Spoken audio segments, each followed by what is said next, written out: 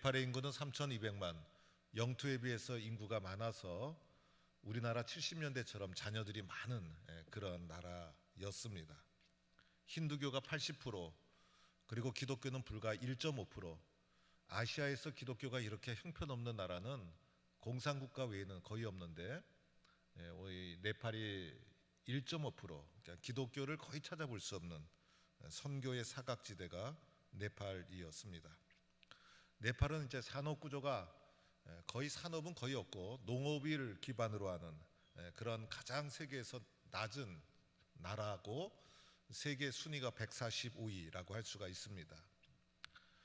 강대국 인도와 그 중국 틈새에 껴가지고 아주 생존하는 우리나라와 비슷한 지정학적 위치를 가지고 있고 마치 이제 우리나라를 보는 듯한 마음도 들었고 또 2차 대전이 끝난 후에 신흥 이 식민지에서 해방된 나라 중에 우리도 네팔과 같았는데 우리는 하나님의 은혜로 이렇게 장족의 발전을 하였구나.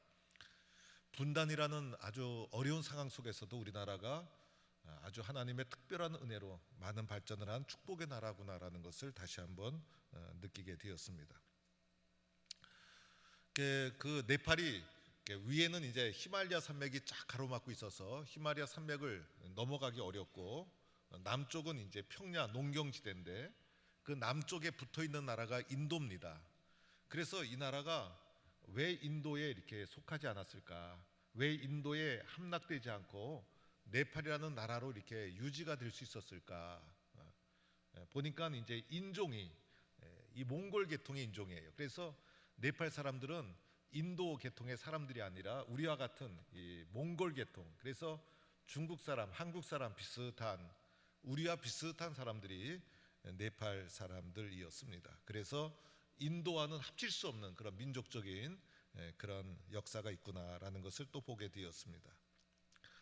수도는 이제 카투만두인데 또 카투만두가 수도라 그러니까 뭐 고기 만두로 가시지 왜 또 카투만두로 가셨냐고.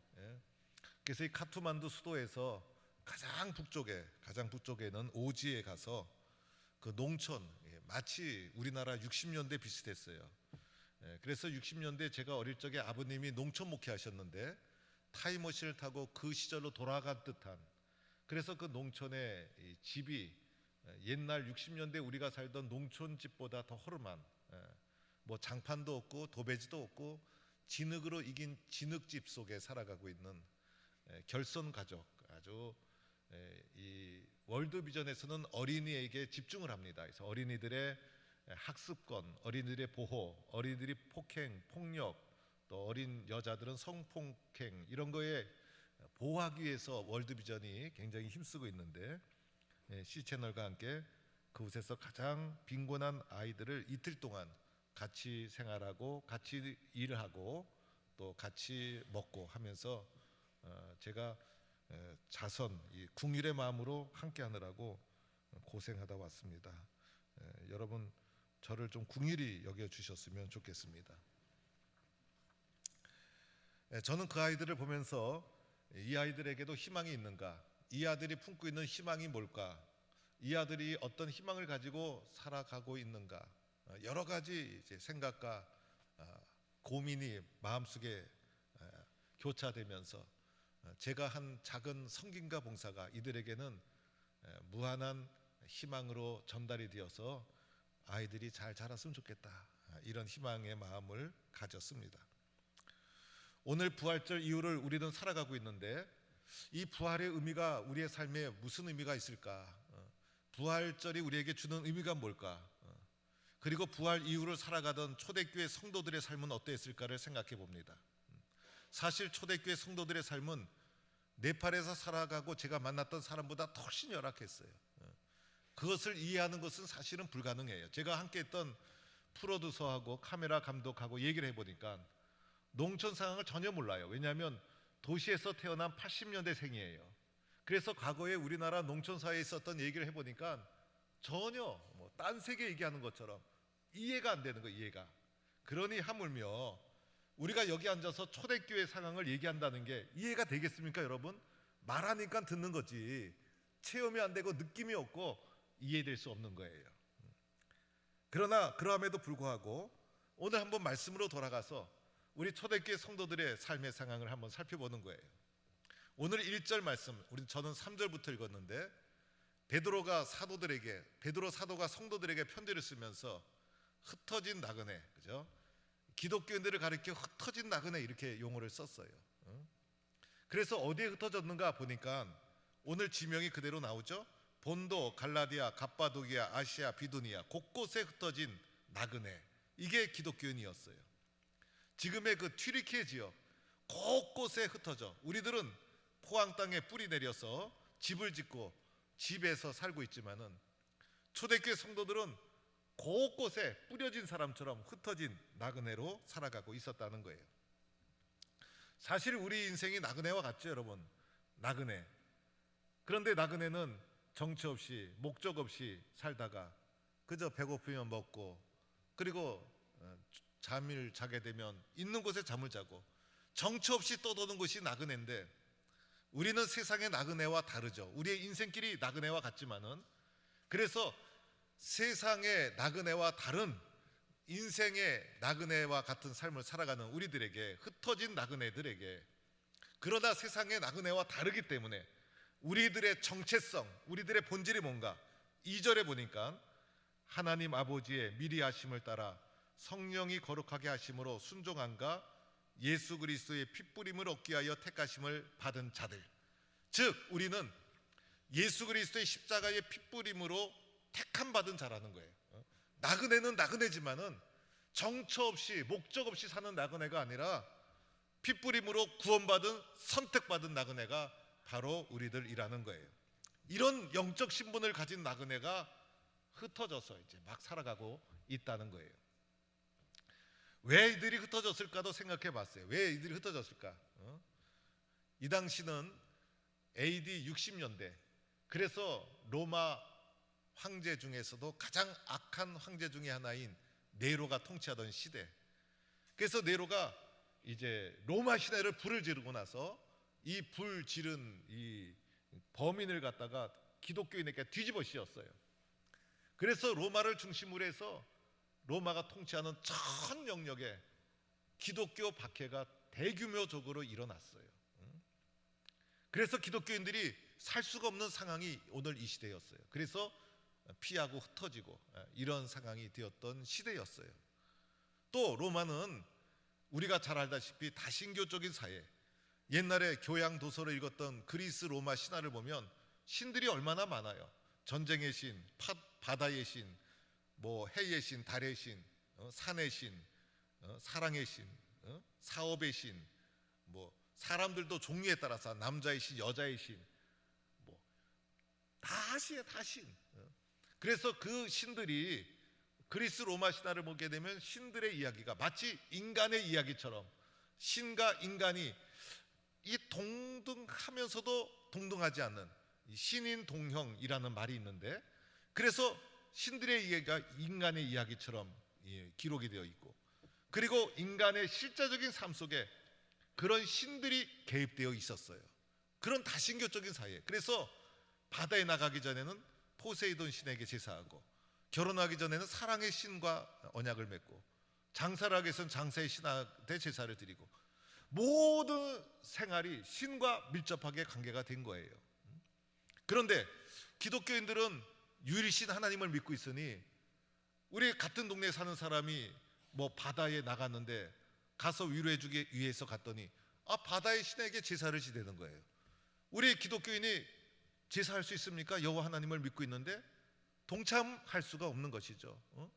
결혼식 축하하러 갔더니 여호와 하나님 중심이 아니라 그들이 믿는 다신교적인 뭐 사랑의 신이라든지 이상한 신하고 무슨 예식을 치르고 있고, 사업을 할 때 가보고 이사할 때 가보니까 그들이 믿는 다신교적인 사회 구조 속에서 행하는 제의가 벌어지고, 우리들은 여호와 하나님을 믿는데, 그리고 그들이 우리 집에 왔을 때 보니까 여호와 하나님을 믿는 신앙을 가지고 있는 거예요. 그래서 이것이 그들의 일상사의 삶 속에 동일하게 현실적으로 생활이었기 때문에 기독교인이라는 것을 숨길 수가 없어요. 숨길 수가 없어. 그래서 다 드러나는 거야. 그래서 그들이 안전하게 살 수 있는 곳이 거의 없었어요. 그러다 보니 흩어져 있고 숨어 있고 도망가고, 그래서 그들이 기독교인이라는 것 때문에 고향을 떠나야 하고 일터에서 쫓겨나고 재산을 잃고 건강을 잃고 심지어는 순교를 당하고, 이것이 그들의 현실, 실제적인 삶. 그래서 흩어진 나그네로 그들이 살아가고 있었다는 것입니다. 그런데 이들에게 도대체 소망이 뭘까? 이렇게 살아가는 초대교회 성도들이 어떻게 그 핍박과 어려움을 이겨나갔을까? 그 핍박과 어려움을 이길 수 있도록 해준 소망이 뭘까? 그 소망은 이 세상의 소망이 아니었던 거예요. 이 세상의 소망으로는 세상의 환난과 핍박을 이길 수가 없어요. 그래서 이들이 이길 수 있었던 것은 그들 심령 속에 부활하신 예수님, 그 예수님이 사한 소망으로 거하셨기 때문에 사한 소망으로 세상이 주는 고통과 시련을 이겨 나갔다는 것입니다. 여러분, 우리도 오늘 쉽게 인생을 사는 사람이 어디 있어요? 다 어렵고 힘들고 인생의 무거운 짐을 지고 살아가고 있어요. 그런데 그 모든 것을 우리가 이길 수 있는 것은 무엇입니까? 산소망이신 예수님이 나와 함께 계시기 때문에 이기고 있는 줄로 믿습니다. 예수님 때문에 이기고 있는 거예요. 그게 산소망이에요. 오늘 베드로전서에 산소망이라는 단어가 나오는데 살아있는 소망이라는 것이죠. 살아있는 소망. 여러분, 세상에 소망이 있습니까? 세상의 소망은요, 있는 듯 하면서 쉽게 변질되고 쉽게 사라져요. 우리는 늘 소망을 가지고 살아가요. 좋은 세상 오겠지, 또 사업이 잘 되겠지, 나에게도 좋은 날이 오겠지, 언젠가는 나에게도 좋은 날이 오겠지라는 세상의 소망을 가지고 살아가는데, 그런데 살아보니 여러분, 좀처럼 사업과 경제가 풀리는 것도 아니고 좀처럼 좋은 날이 오는 것도 아니고, 좋은 날이 온 듯 하다가 금방 또 변질되고 사라지고, 그래서 세상의 소망은 마치 신기루와도 같은 거예요. 세상의 소망은 좀처럼 이루어지지 않는 거예요. 그리고 세상의 소망은요, 순식간에 무너져요. 한 가지만 틀어져도 공들여 세운 성취가 순식간에 무너지는 것이 세상의 것이고, 그래서 세상의 것은 바뀌고 변질되고 그리고 끊임없이 변하는 안개와도 같은 것이 세상의 소망이고, 우리는 어쩌면 세상의 소망에 쏟고 살아가는 것이 우리의 인생이라 할 수가 있어요. 그런데 우리가 세상에 그러함에도 불구하고 꿋꿋하게 환난과 시련을 이길 수 있는 것은 우리에게 산 소망이 있기 때문에, 그 산 소망이 오늘의 삶을 이길 수 있도록 만들어주고 있는 것입니다. 그래서 이 산 소망을 가지고 초대교회 성도들이 세상의 환난과 시련을 이겨나갔던 것이고, 이 산 소망이 우리가 오늘을 살아갈 수 있도록 만들어주는 현실적이고 실제적인 힘과 능력이 되더라는 것입니다. 유명한 신학자 위어스비라는 사람은 이렇게 말했어요. 산 소망은 과거의 부활의 사건이 있었잖아요. 현재의 믿음, 그 부활의 사건을 가지고 우리가 현재 믿음을 살아가고 있잖아요. 그리고 미래의 기업, 미래의 영원한 기업을 유산으로 받게 되잖아요. 그래서 이 산소망은 과거, 현재, 미래를 하나로 묶어주는 끈이다, 이렇게 설명하기도 했습니다. 오늘도 우리는 이렇게 과거, 현재, 미래를 하나의 끈으로 묶어주는 산소망, 부활하신 예수님, 이 예수님을 가슴에 품고 세상을 이겨나가는 성도가 되어야 합니다. 그러면 오늘 베드로가 흩어진 이 많은 나그네와 같은 산 소망을 가지고 살아가는 성도들에게 오늘 베드로 서신을 쓰면서 사도로서 그들에게 이제 삶의 권면을 해주시는데, 우리는 세상의 사람과 다르잖아요. 세상 사람들은 고난을 받으면 실망하고 원망하고 낙심하고 그러하지만은 우리들은 어떡합니까? 달라야 되잖아요. 왜냐하면 산소망이 있기 때문에. 그래서 세상에 밀려오는 파도를 우리가 산소망을 가지고 이겨나가야 되는데, 이겨나가는 방법이 무슨 방법일까? 오늘 베드로 전서를 통해서 베드로가 흩어진 나그네와 같은 성도들에게, 고난과 핍박의 현실의 삶을 이겨나가는 성도들에게 권면해 주신 산소망을 가지고 살아가는 방법, 고난과 시련을 대처하는 방법, 오늘 말씀에서 세 가지를 말씀드리면, 첫째는 산 소망을 가진 사람은 찬송하며 살아가는 것입니다. 오늘 3절 말씀에 나오죠. 우리 주 예수 그리스도의 아버지 하나님을 찬송하리로다. 오늘 택하신 나그네와 같은 자들에게 우리는 주님의 택함 받은 산 소망을 가진 자인데, 우리는 영원하신 하나님을 찬송해야 된다, 이렇게 말하고 있습니다. 찬송해야 될 이유는 원망과 또 환난과 시련이 없기 때문이 아닌 것이죠.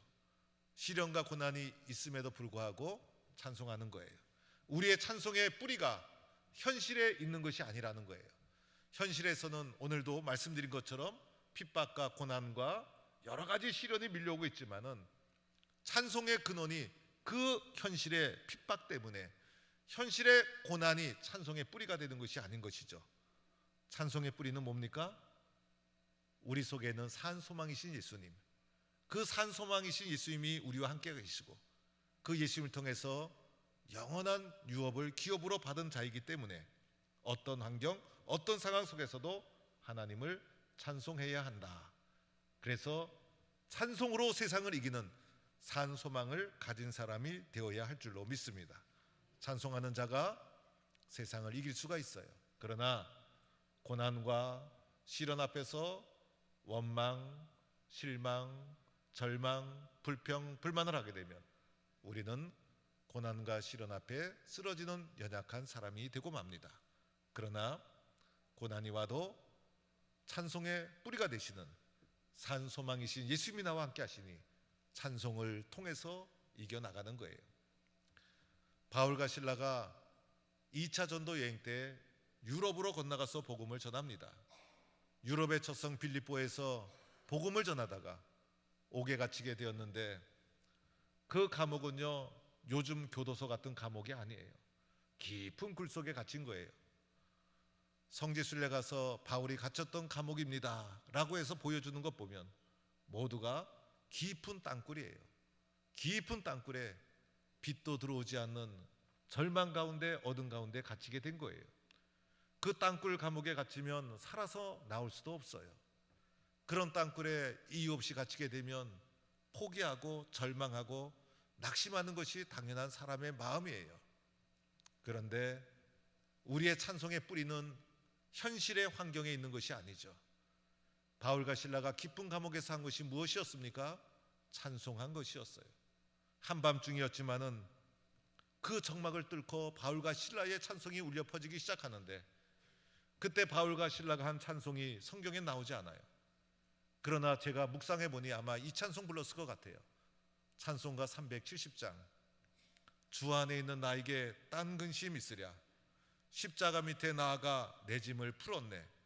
주님을 찬송하면서 할렐루야 할렐루야, 내 앞길 멀고 험해도 나 주님만 따라가리. 이 찬양을 바울과 실라가 쫙 부른 후에 찬송 하나 갖고 부족해서 한 장을 더 불렀을 것 같아요. 그 찬송은 이 찬양을 불렀을 것 같아요. 환난과 핍박 중에도 성도는 신앙 지켰네. 이 신앙 생각할 때에 기쁨이 충만하도다. 성도의 신앙 따라서 죽도록 충성하겠네. 이 찬양을 부르니 지하 감옥이 아니에요. 바울과 실라의 마음속에 환경과 상황과 관계없이 하나님께 사로잡혀서 찬양이 더욱 뜨겁게 올라오고 기쁨이 올라오고 감사가 올라오고, 그런데 찬양하는 중에 놀라운 일이 일어나죠. 옥토가 흔들리고 감옥문이 열리고 두 손과 두 발의 착고가 풀어지는 놀라운 역사가 일어나게 된 거예요. 찬송이 기적을 가져옵니다. 오늘도 어렵고 힘든 가운데 환경과 상황에 우리의 마음에 뿌리를 두지 말고 산 소망이신 예수님께 두어 찬송으로 승리하는 성도가 되기를 축원합니다. 두 번째로는 환난과 핍박 중에서도 우리 초대교회 흩어진 나그네와 같은 성도들에게 사도 바울, 사도 베드로가 권면하기를 산 소망이 있는 우리들은 크게 기뻐해야 된다는 거예요. 크게 기뻐해야 된다. 그런데 오늘 말씀해 보니 크게 기뻐하는 상황이 여러 가지 시험을 만났을 때, 여러 가지 시험. 그래서 오늘 6절에도 여러 가지 시험을 당하거나 만나거든 근심하게 되지 않을 수 없으나, 그죠? 시험 만나면 근심 찾아오고 두려움 찾아오고 염려 찾아오고 절망하게 되고, 그러나 여러 가지 시험이 찾아와서 근심하게 되지 않을 수 없으나, 그러나 오히려 우리 산소망을 가진 사람은 마음을 확 바꿔서 기뻐하되 크게 기뻐하라는 거예요. 크게 기뻐하라. 우리의 기쁨의 뿌리는 어디입니까? 예수님을 생각하면서 크게 기뻐하라는 거예요. 그러면서 우리가 겪는 세상의 여러 가지 시험의 성격을 말해줍니다. 여러 가지 시험 중에서도 우리가 가져야 될 마음의 자세, 이 여러 가지 시험 중에서도 하나님이 나를 보호해 주신다는 것입니까? 여러 가지 시험을 만나도 우리 마음속에 하나님이 나와 함께 있지 않다, 이렇게 생각할 수가 있는데, 물리치고 시험을 만날 때 누가 도와주십니까? 하나님이 나를 보호해 주신다, 이렇게 믿는 성도가 되기를 축원합니다. 또 하나는요, 이렇게 말씀합니다. 잠깐 근심이라고 말하고 있어요. 잠깐 근심. 그래서 근심은 짧은 거예요. 세상의 시험은 금방 지나가고, 영원한 시험이 있습니까? 근심도 짧고 시험도 짧고. 그래서 우리가 시험 앞에서 금방 지나간다, 짧게 지나간다, 이 시험 앞에서 하나님이 나를 보호해 주신다, 이렇게 믿으면서 오히려 절망하고 실망하고 낙심하면 믿음 없는 사람이 됩니다. 사한 소망을 가진 우리들은 도리어 크게 기뻐하면 놀라운 역사가 일어나게 될 줄로 믿습니다. 이렇게 찬송과 기쁨으로 밀려오는 세상을 헤쳐나가는 거예요. 세 번째는요, 믿음의 믿음. 그래서 오늘 말씀에 믿음을 강조하죠. 특별히 7절에 보니까 너희 믿음의 확실함은 불로 연단하여도 없어질 금보다 더 귀하여 예수 그리스도께서 나타나실 때에 칭찬과 영광과 존귀를 얻게 할 것이니라. 금보다 귀한 것이 뭡니까? 확실한 믿음. 금이 얼마나 귀합니까? 요즘 금값이 얼마나 비싼지, 금 쌀 때 금 좀 사놓을 걸 하고 아마 속으로 생각하는 분이 한두 분이 아니에요. 그런데 그 금이 만들어지는 과정을 보면 금이 함유된 이 암석, 광석을 갖다가 채취를 해가지고 그것을 이제 부숴가지고 용광로에 재련을 하는데, 이때 용광로의 온도가 자그마치 1200도라고 합니다. 1200도라는 용광로에 광석을 집어넣어서 뜨겁게 불순물을 다 제거하는 거예요.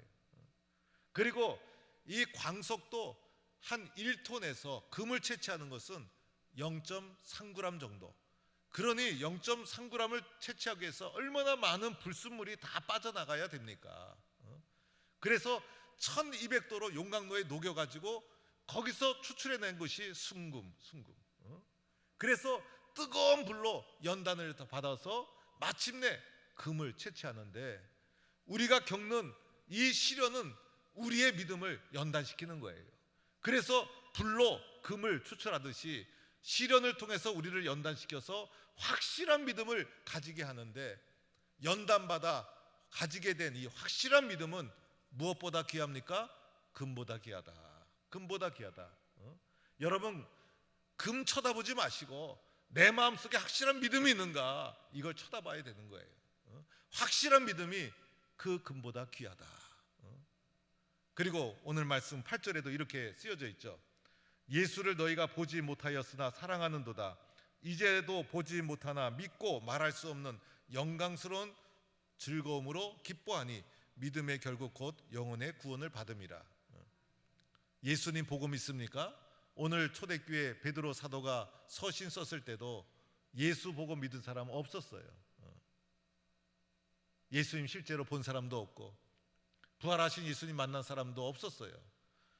흩어진 나그네로 살던 그리스도인들은 예수님 보지도 못했고 만나지도 못했어요. 그러나 주님 사랑하고 주님 사랑하니 마음속에 산 소망을 가지고 세상의 어려움을 이겨나간 거예요. 왜 그랬을까? 예수 믿고 내 영혼이 구원받았음을 확신했다는 거예요. 그래서 우리들은요, 예수 믿는 것이 너무나 중요해요. 예수 믿어야 산소망을 알고, 산소망이 있어야 세상을 이기는 거예요. 세상의 소망을 가지고는 세상을 이길 수가 없어요. 세상의 소망 가지고는 쓰러지게 돼요. 실패하게 되고 넘어지게 되는 거예요. 그러나 내 속에 산소망이 있으면 어떠한 환경, 어떠한 상황도 넘어서는 믿음을 가지고 이겨나가는 거예요. 나는 산소망을 가지고 있다. 내 안에는 살아계신 예수님이 함께 계시다. 나는 세상 속에서 산소망을 가지고 오늘도 세상의 어려움을 찬송과 기쁨과 믿음으로 이겨나간다. 이런 산소망의 주인공이 되기를 간절히 축원합니다.